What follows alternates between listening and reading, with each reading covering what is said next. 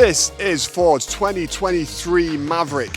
The little truck that was supposed to be $20,000 and then everybody bought one, so they put the price up. EcoBoost, no. Hybrid, yes. Over 50 miles per gallon on average driving. We have seen over 60 cruising on a couple of journeys. This sucker will do 700 miles on a tank, and it still starts in the low 20s. This is the XLT, almost a base model. Let's check it out and see what it looks like. First of all, Mr. Ford, I would give you the $3, maybe $2.50.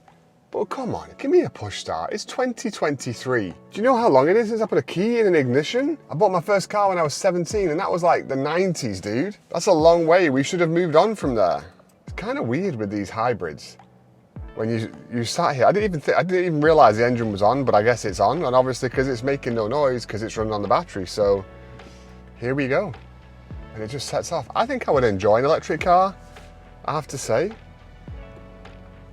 I've never had a truly electric vehicle.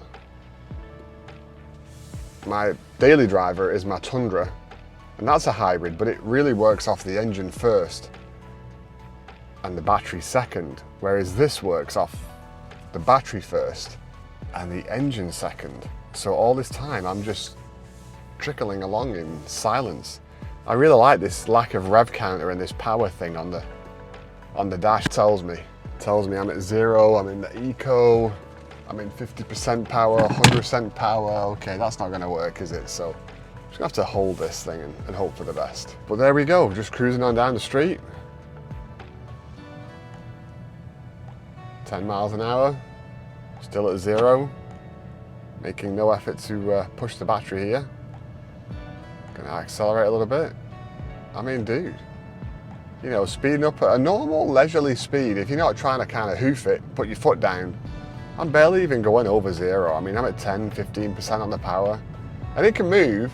We tried it out in sport mode and it's got a little bit of zip, but you can definitely ride along in one of these things and really get that fuel economy up. So obviously I'm 6'4", you know, this is the front seat all the way back. As you can see, my legs are not gonna go in.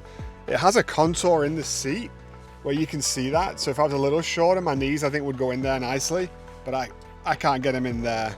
However, let me show you what it's like with the seat all the way forward. So this is now all the way forward. Clearly we are not on United Airlines, and I actually have some leg room. I mean, I can kick my legs forward. Now I know no one's gonna sit in the front with it quite that far, but I just want you to see the size.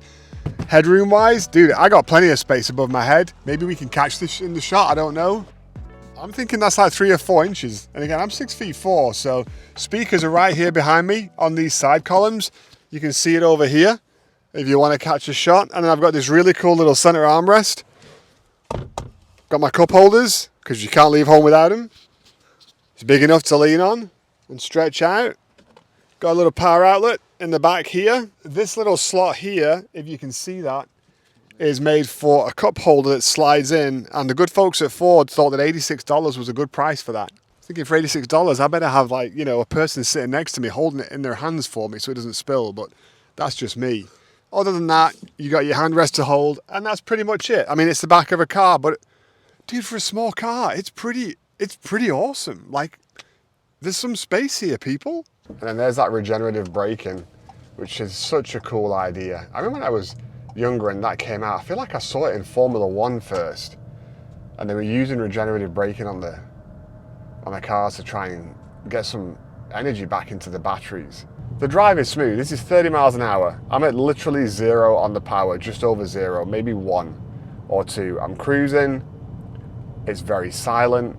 It's smooth. The ride's a little firm, honestly. Kind of feels a little bit more European, what I would expect out of a Volkswagen Golf or an Audi or something like that. I mean, it's not quite that stiff, but it's stiff in a good way, in a firm way. I guess, you know, what kind of bed do you like to sleep in at night? I'm a Tempur-Pedic kind of guy. I gotta be in the one with the extra cushion pillow top or whatever, so it's just soft for my precious little bones. I don't like hard beds, but if you do like hard beds, you might like this suspension. Now this is TJ's car as it happens.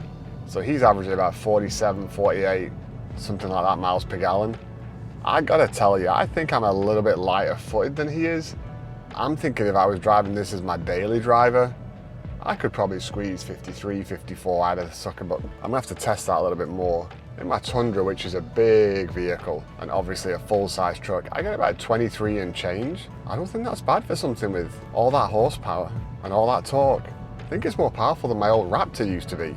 It wasn't that old of a Raptor, kind of impressive. And then here we are, driver's seat. Again, plenty of headroom. I mean, plenty of headroom, decent leg room, get the steering wheel where I want it. You got the tilt adjustable and everything on it, just like you would expect on a vehicle nowadays. Got my controls here in the middle, got my different modes, my parking brake, all the heat, radio, usual kind of stuff. No wireless Android Auto, no wireless CarPlay, but you can plug it in the old-fashioned way and make that work. I think that's a bit of a ding, dude. I mean, you know, everything's wireless now. They could have done that, so bit of a surprise. Got the 2 cup holders here, got your mirrors, got your sunglass holder. I mean, look, it's a pretty standard car. There's nothing out of the ordinary, except for the handles that don't go all the way. I don't know if that's a cost-saving measure or what, but like, did you all run out of plastic? You know, you couldn't just make it go all the way across. Dude, it's such a good car for $25,000. When you look at what you can buy for that kind of, I mean, this is like buying a Toyota Corolla, but I get a mini pickup truck. I get to throw stuff in the back, and it looks way cooler. Truck bed is not 5.5 feet like a full-size pickup truck, but it's still plenty big enough. Look, again, I'm 6'4". I've got my head on the top, and I think I got my feet on the bottom. So apparently, with the tailgate down, this is 6'4". Yeah, maybe 6'5". All right, and so here on the tailgate, you've got this little clip, which you pull out, and now I can lift it up, and I can clip it in, and I've got it at an angle. Some people think this aerodynamic thing helps with the gas mileage. I'm not so sure.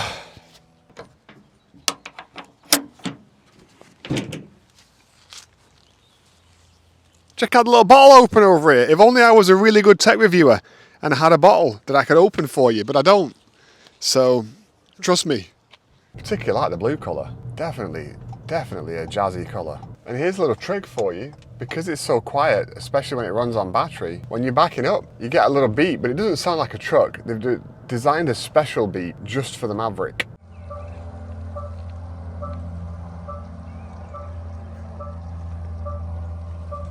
While we're driving along here, you may have noticed I have a Rode Wireless Go mic clipped to my shirt over here, which is how we capture audio when we do these things outside. But if you want to learn more about that, check out this little card over here. Just dropped a review on it a couple days ago. In this whole journey, the engine has not turned on. I've been on the battery all the way through, which I like. It's the little things. So when I push this down, I get the click, so it goes all the way down, but when I pull it up, I've got to hold it. There's no click for it to go all the way up on its own. Another 20 cents on a button that you could have spent, Mr. Ford, and it would have made it a little bit better. And we're going to turn it off. I drove 2.7 miles in total, 1.9 miles on the electric. That's weird, I didn't hear the engine come on at all. Now the reason I've got my hands on one of these is because TJ, my filming guy, actually ordered a 2022 hybrid. They messed up the order. He got stuck with a 2022 regular one. And so when the 3 came out as a hybrid, we'd already ordered it. And so we upgraded to this bad boy here. A little bit of a difference. We were seeing 20s per gallon on the regular 2.5 litre engine. This is seeing 40s, 50s all day long. So easily double the mileage there. If fuel economy concerns you, and I think it concerns most of us, okay, because we buy our own gas. And it's like $3.20 a gallon right now, which is way too high. Let's go back to 88 cents like it was when I moved here many moons ago. Other than that, major differences, there aren't any.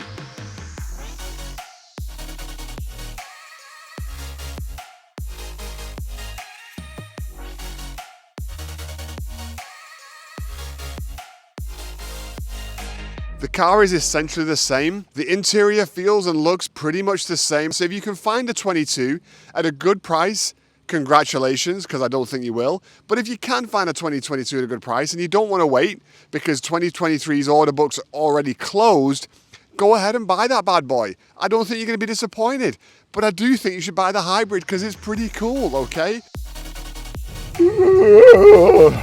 Excusez-moi. Early morning, late night.